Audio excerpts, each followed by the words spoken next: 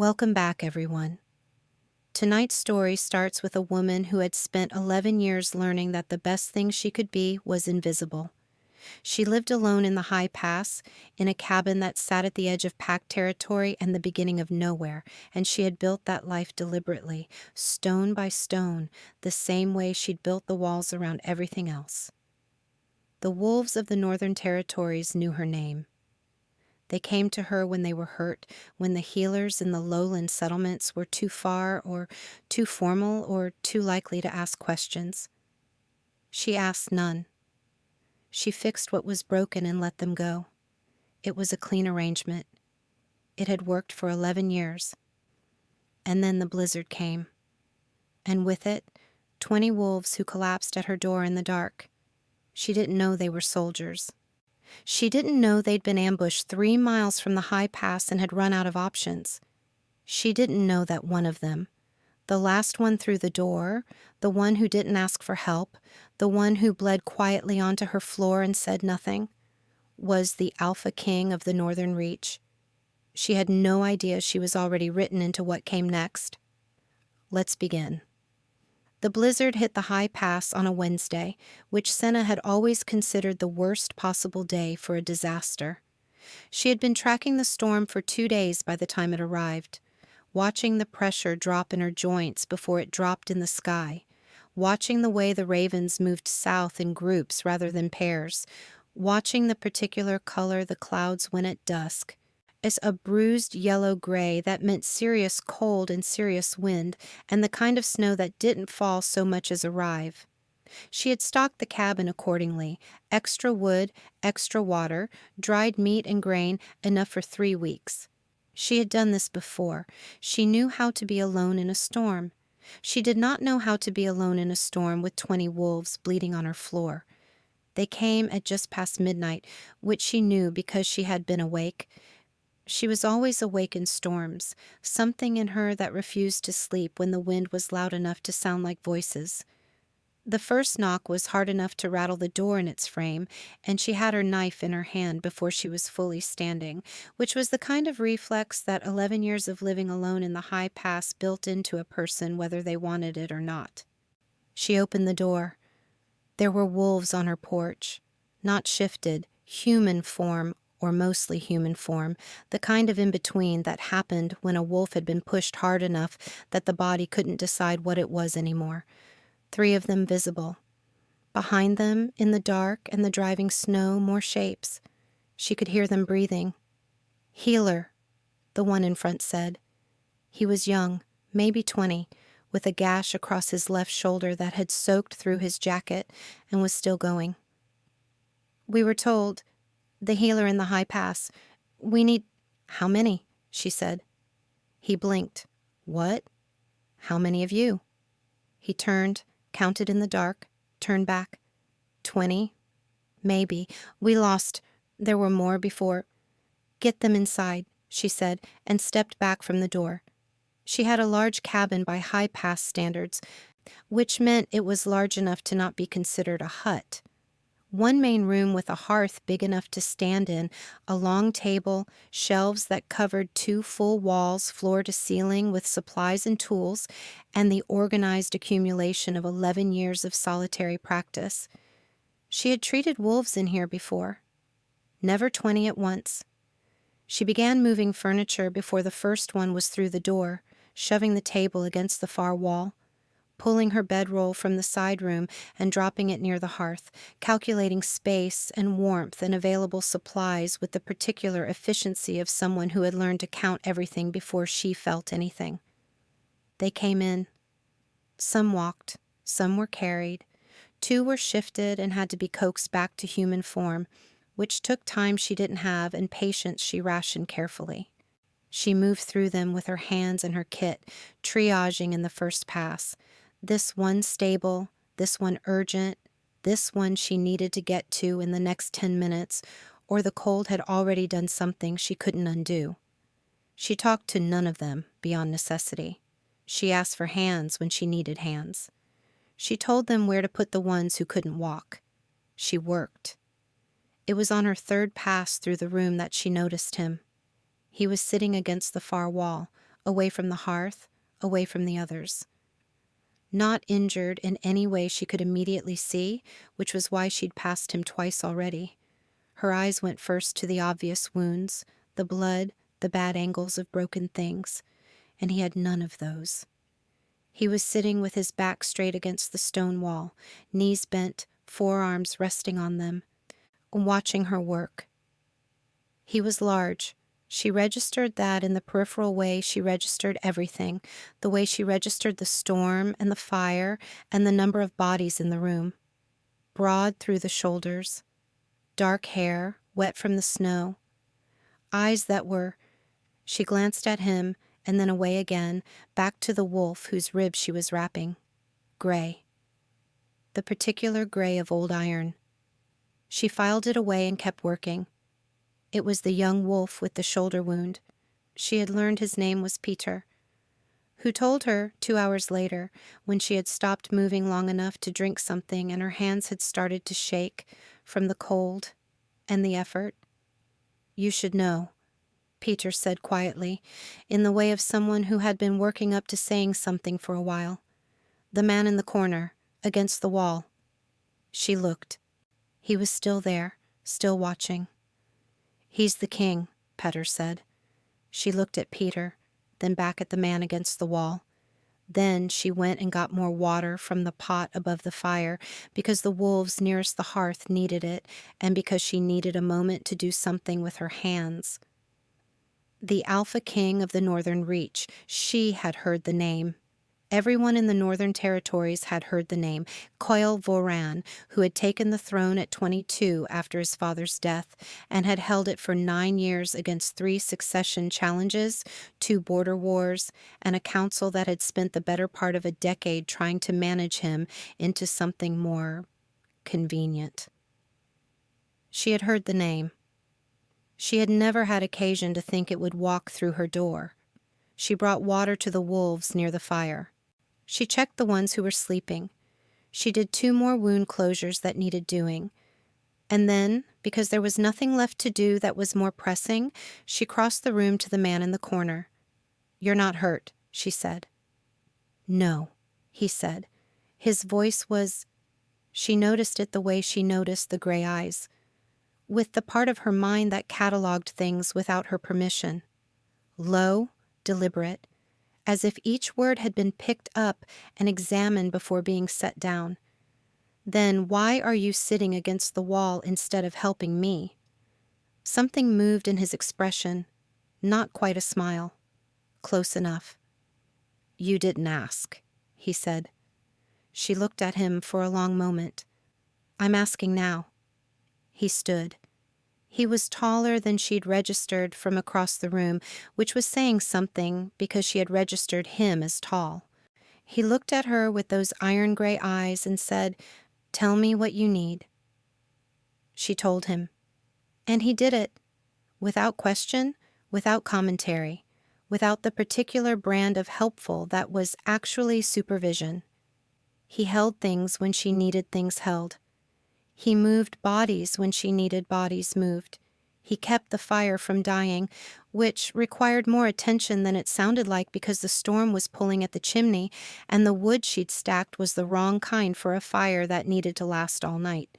She noticed that he figured this out without being told, switching to the denser logs from the back of the pile without her asking. She noticed it and filed it away. Around 4 in the morning, when the worst of the immediate crisis had resolved into the slower work of monitoring and maintenance, she sat down on the floor near the hearth with her back against the wall and her kid in her lap and her hands finally still. The storm was still going. The wolves around her were sleeping or close to it. The fire was burning steadily. The king sat down on the floor beside her, not close, a careful distance, but beside her. "You didn't ask who we were," he said. "Didn't need to. Most people would have. Most people aren't trying to keep 20 wolves alive in a blizzard." She looked at her hands. The shaking had stopped.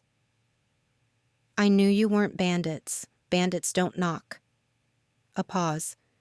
"That's your threshold for trust? Knocking?" "It's a higher bar than you'd think." He was quiet for a moment. She could feel him looking at her the way she'd felt him looking at her all night. Not intrusive, not hungry. Something more careful than either of those things.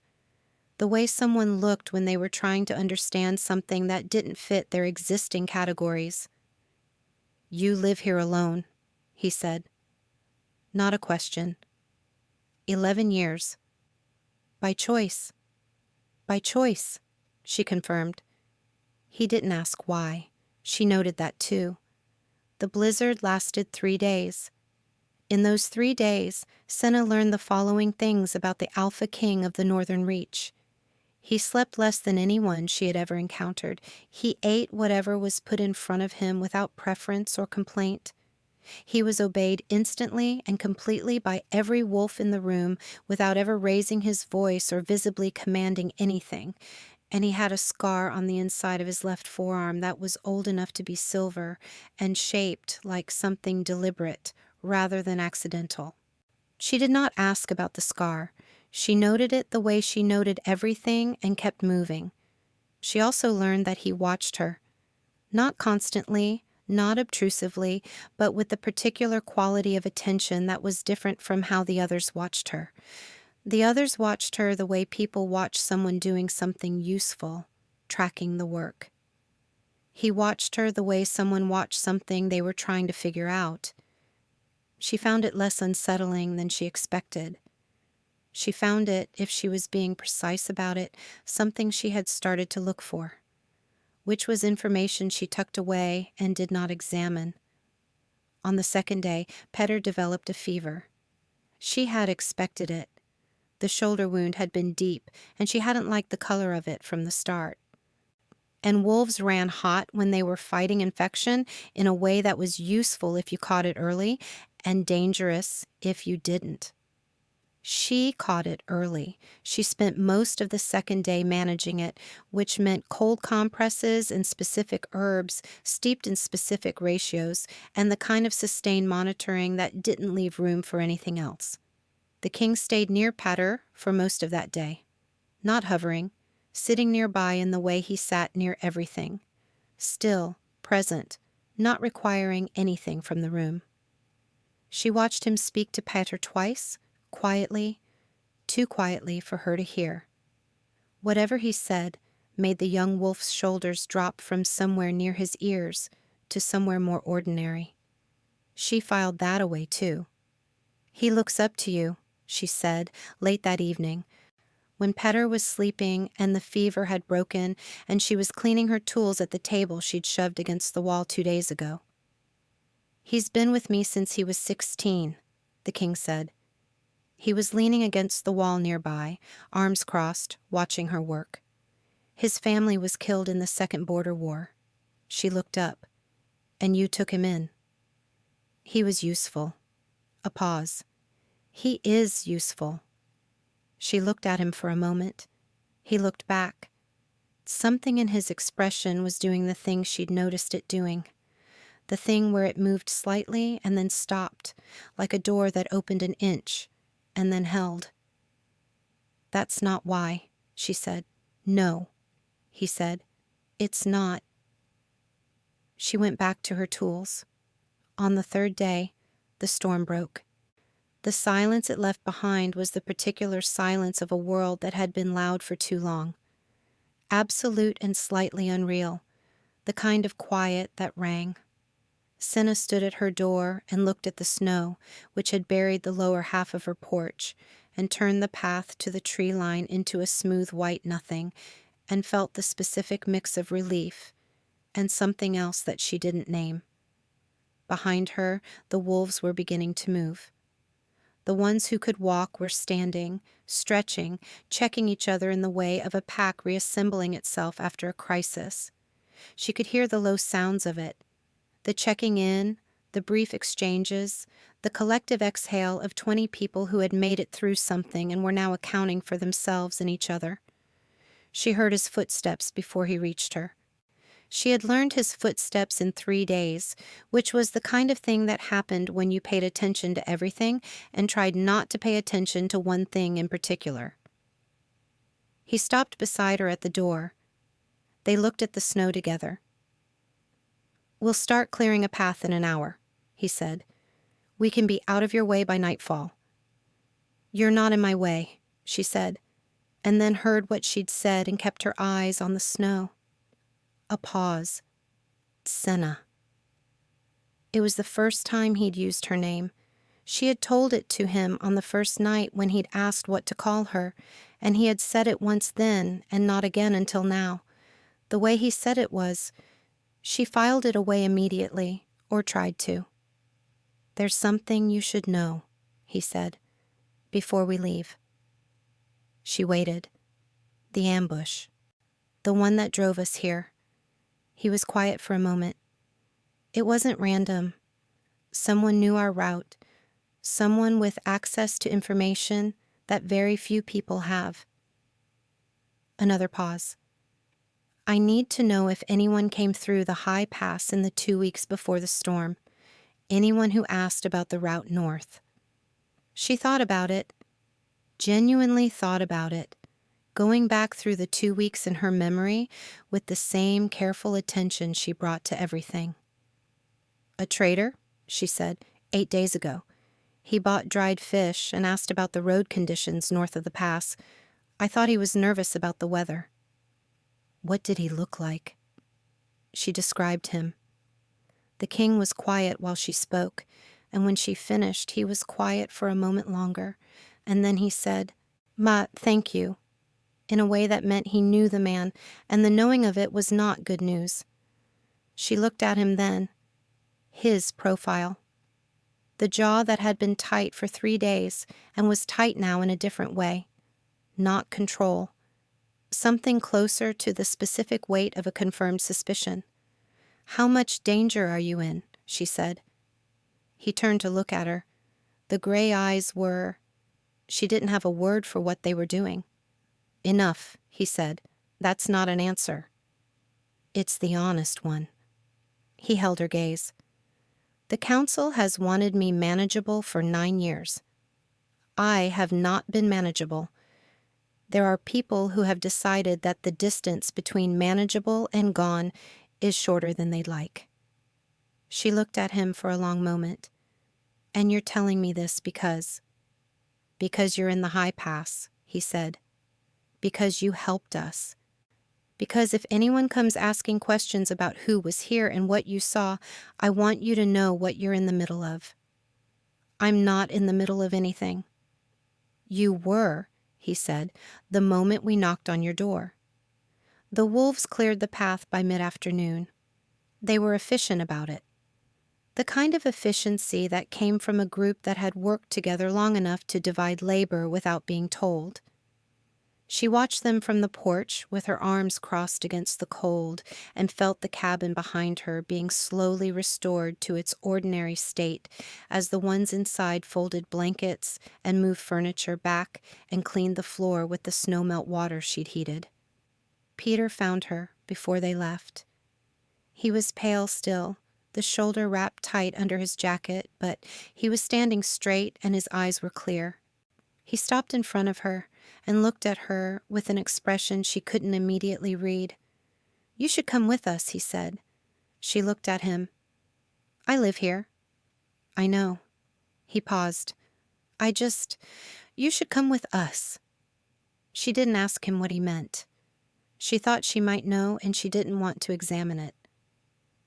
"Take care of that shoulder," she said. "Keep it dry for another week. If it goes hot again..." "I know," he said. "I'll find a healer." "You'll find me," she said. "If it goes wrong, you'll come back here." He looked at her for a moment with something in his face that was young and certain at the same time. "Okay," he said. And then quieter.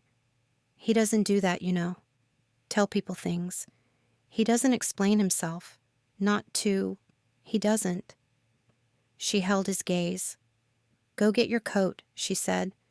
They left in a long line through the snow, moving south toward the lower pass and whatever waited for them there. She stood on her porch and watched them go. The king was at the rear. She'd noticed he walked at the rear, not the front, which was the opposite of what she'd expected and which she'd filed away on the first day without knowing what to do with it. He stopped at the edge of the cleared path, turned.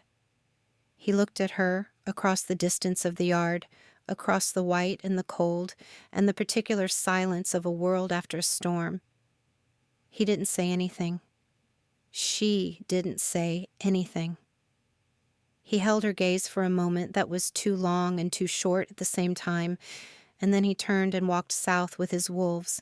And then she stood on her porch until the last of them had gone around the bend in the path and the forest had swallowed them whole. She went inside. She rebuilt the fire. She put the cabin back in order.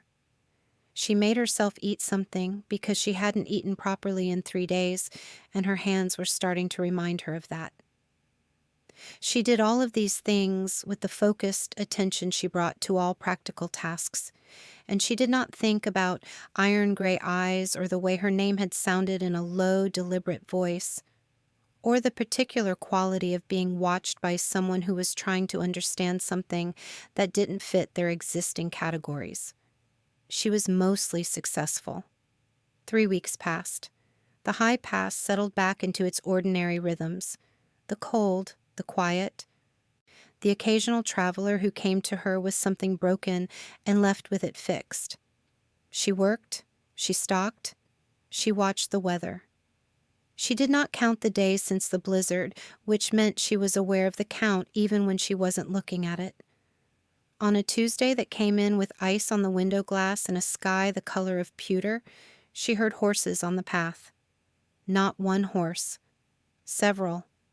Moving with the particular organized speed of people who knew where they were going and had been sent rather than wandered. She was at the window before she decided to move, watching them come through the trees.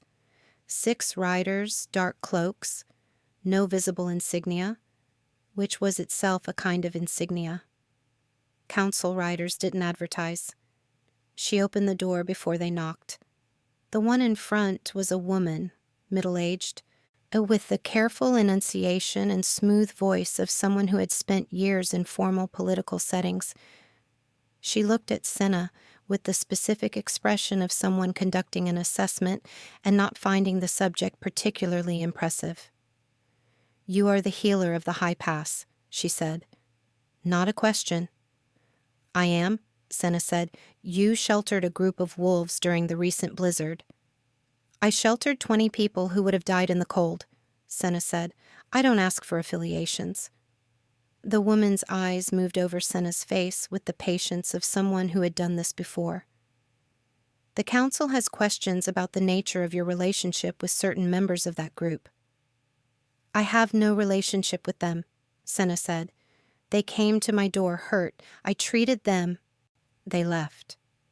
"The council has reason to believe that certain information was shared with you that constitutes a security matter under Provision 7 of the Northern Territorial Accords." She paused. "We would like you to come to the lowland seat for formal questioning." Senna looked at her, then at the 5 riders behind her who were watching with the stillness of people who had been told to be still and were very good at following instructions. She looked back at the woman. "No," she said. A pause. "I'm sorry?" "I said no. I'm a healer in the high pass. I'm not under council jurisdiction. I don't live in PAC territory. I don't hold PAC affiliation, and Provision 7 of the Northern Territorial Accords applies to PAC members and contracted servants of the Crown, neither of which I am." She held the woman's gaze. "I've read it, and I've suspected it might be relevant at some point. That's how reading works." The woman looked at her for a long moment. Something moved behind her careful eyes. Recalculation. "The council can compel. The council can try," Senna said, "and then the council can explain to every healer in the high territories why they're dragging independent practitioners into political disputes, and they can watch those practitioners decide that treating Crown soldiers is no longer worth the risk." She paused. "Or the council can go home." The silence stretched. The ice on the window glass cracked softly in the cold. "You'll be hearing from us again," the woman said. "I expect so," Senna said, and closed the door. She stood with her back against the door for a moment, listening to the horses leave. Her heart was doing something inconvenient. She breathed through it, counted the sounds of the hoofbeats until they faded, and then went to put the kettle on because she needed something to do with her hands, and she had just made herself a political problem, and she needed to think about that clearly. She had barely gotten the kettle over the fire when she heard the knock. Not the door, the back of the cabin, the small window that looked out over the wood store. She went to it and looked out and found Pater standing in the snow with his arm in a sling and an expression of extreme relief. She opened the window. "Your shoulder."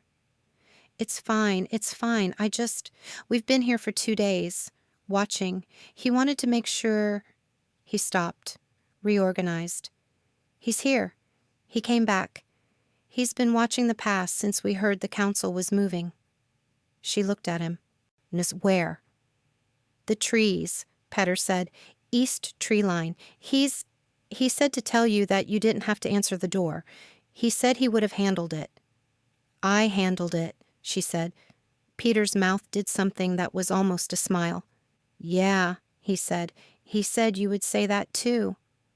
She found him at the east tree line as the light was going, which happened early in the high pass in winter, the sun dropping behind the ridge and taking the warmth with it in a way that was always slightly abrupt, as if the day had decided it was done and didn't see the point in a gradual exit. He was standing at the edge of the trees in a dark coat, with his hands at his sides and snow on his shoulders, watching the cabin, and he turned when he heard her coming through the snow. The gray eyes found her immediately. "You should have let me," he started. "I handled it," she said. A pause. "I know, Peter told me." Something moved in his expression. Provision 7. "I read a lot," she said. "The pass is quiet in winter." He looked at her for a moment with the particular quality of attention she had learned in 3 days of a blizzard and had been not thinking about for 3 weeks. "They'll come back," he said. "The council. What you did today, refusing them, it puts you on a list." "I was probably already on a list. A different kind of list." She looked at him. The cold was very present, the kind that came in under the coat and found the edges of things, and she was aware of it the way she was aware of everything she was choosing not to focus on. "Why did you come back?" she said. He was quiet for a moment. Not the silence of someone avoiding the question, the silence of someone who had been carrying the answer for a while and was deciding how to set it down. "Because I needed to know you were safe," he said. "I'm safe. I know that now. You came to the high pass in winter with 6 wolves and watched my cabin for 2 days to establish that." "Yes." She held his gaze. The cold moved between them, and neither of them acknowledged it. "That seems like a significant use of a king's time," she said. "It was," he said.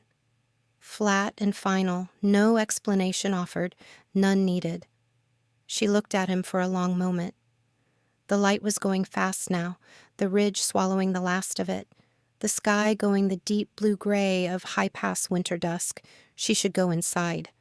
She had a fire to rebuild and a kettle that had probably boiled dry and a list of things that needed doing that was always longer than the day. "Come inside," she said, "before you freeze." Something in his face shifted. Not relief exactly, something more careful than relief. She turned and walked back toward the cabin. After a moment, she heard him follow. They sat at the table she'd pushed back against the wall 3 weeks ago, and that she'd never quite moved back to where it had been before. She made food, bread and dried meat, and the particular herb tea she kept for herself, not for patients, which she didn't examine the significance of. He ate without preference or complaint, the same as he had for 3 days in the blizzard. Peter was outside with the others, which she had established, and which meant there was no one in the cabin but the 2 of them and the fire. Tell me the truth, she said. He looked up from the bread. About how much danger you're in, not the careful version, the actual version. He was quiet for a moment. He set the bread down and looked at his hands on the table. Flat, the way she'd noticed they always were on flat surfaces, as if he was pressing something down. The council has been building a case for 9 years, he said. They want a king they can advise. I've been... not that. He paused. 3 months ago, they found a provision in the old law. A king who holds no-name mate bond after 10 years of reign can be required to accept a council-appointed match for the stability of the pack. He looked up. My 10th year ends in the spring. She held very still. There was someone, he said. Before, 7 years ago, she left. She chose her birth territory over the bond, and she was right to... It was the right choice for her, and I knew it was the right choice, and it was still... He stopped. Something in his jaw moved. I stopped naming things after that. It seemed safer. She looked at him across the table. The fire was burning low, and the light it made was the particular gold of something that needed attention soon. What happened when we came through the door? She said. Your wolves, they... Yes, he said. They bowed. Yes. She had noticed it. She had noticed it and filed it immediately in the category of things she was not going to look at directly, the same way you didn't look directly at something bright. How long? She said. He looked at her. Before you crossed the courtyard, he said, and then corrected himself. Before you opened the door, when we were still on the porch. When the door opened. He paused. Before that, when we turned north and started climbing. Something changed. I thought it was the cold. She sat with that for a moment. I'm not pack, she said. No. I don't have affiliation. I don't have territory. I'm a healer in the high pass who lives alone by choice. I know. And you came back anyway. Yes. She looked at him. He looked back. The fire needed wood, and neither of them moved to give it any. I'm afraid, she said, that you'll spend whatever time we have waiting for me to leave. That you'll hold so still, trying not to lose another thing, that you'll miss the part where I'm staying. She paused. That's what I'm afraid of. Not the bond. Not the council. Not the list they put me on. That. He was very still. The particular stillness of something that had finally stopped bracing.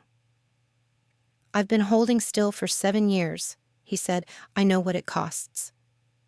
Then stop, she said. He looked at her for a long moment.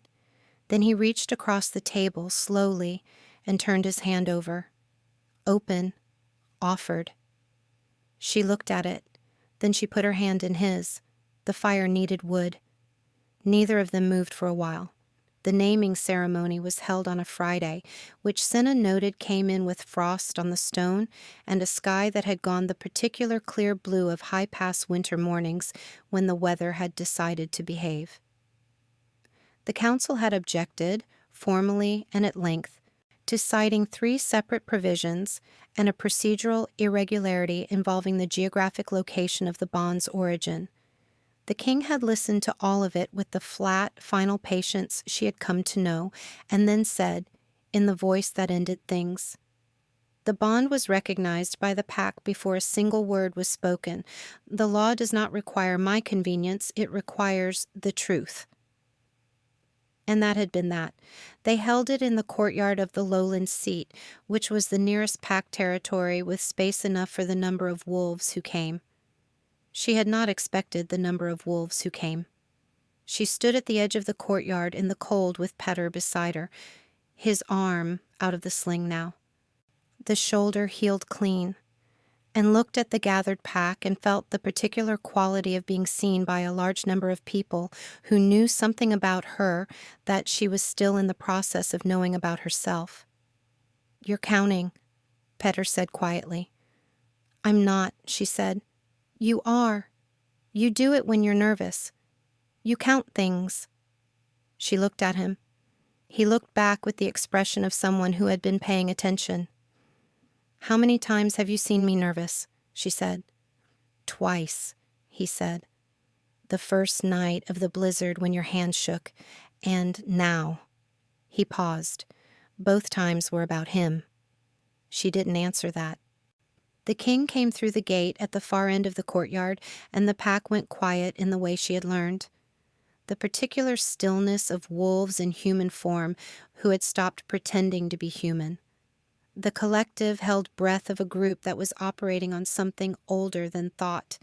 He walked through them to where she was standing, and he stopped in front of her and looked at her with the iron-gray eyes that had been watching her since a door opened in a blizzard, and she looked back. You came, he said. You asked, she said. Something moved in his face. Not quite a smile. Close enough. The ceremony was formal and old and conducted in the language of the old pack law, which she understood because she had read the Provision 7 documentation and several surrounding documents in the 3 weeks after the blizzard and the 3 weeks before the Friday. The words were about recognition and naming and the particular legal weight of a bond declared before witnesses, and she stood in the cold and said the parts she was supposed to say and listened to him say the parts he was supposed to say and felt the thing she had been not looking at directly become something she was looking at directly in full light in front of everyone. When it was done, the pack responded the way packs responded, fists to chests, heads lowered, the collective exhale of 20 wolves, and then 50 wolves, and then everyone in the courtyard doing the thing that meant witnessed, acknowledged, real. She stood in it and felt it settle over her like something that had always been the right shape, and she had just not been standing in the right place to feel it. Peter beside her said nothing. She glanced at him. His eyes were bright, and he was looking at the king with an expression that was young and certain and something else she didn't have a word for. Good, he said quietly, to no one in particular. That night, back in the cabin in the high pass, because she had said she was going home, and he had said he was coming with her, and neither of them had found any particular problem with this. She rebuilt the fire, and he brought in wood from the pile without being asked, and the cabin was warm, in the way it was warm when there were 2 people in it instead of 1, which was a different quality of warmth than she'd had in 11 years. The council will still cause problems, she said. Yes, he said. He was sitting at the table, which was back in its original position now, roughly close enough. Provision 7 is resolved, but there are 6 other provisions they'll find. Probably. You're not worried. He looked at her across the table. The fire was burning well, the good dense logs, the ones that lasted. I spent 7 years being worried, he said. I know what it costs. He paused. You told me to stop. She looked at him. I did.